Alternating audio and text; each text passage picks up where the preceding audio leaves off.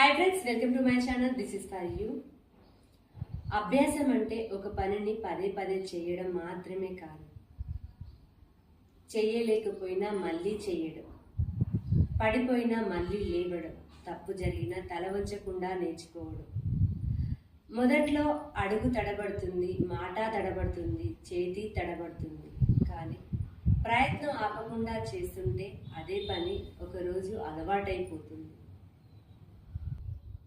నిన్న కష్టంగా అనిపించిన పని ఈరోజు సులభంగా అనిపించడానికి కారణం అభ్యాసమే. ప్రతిభ ఉన్నవాడు మొదట్లో ముందుంటాడు, కానీ అభ్యాసం ఉన్నవాడు చివరి వరకు నిలుస్తాడు. అందుకే నీకు ఏదైనా రాకపోతే నా వల్ల కాదు అని వెనక్కి తగ్గకు, ఇంకా నాకు అభ్యాసం కావాలి అని ముందుకు సాగు.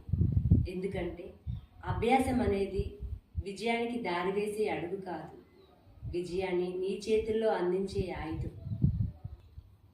రోజు నేర్చుకో, రోజు సాధన చేయి, రోజు నిన్నటి కంటే మెరుగ్గా మార్చు.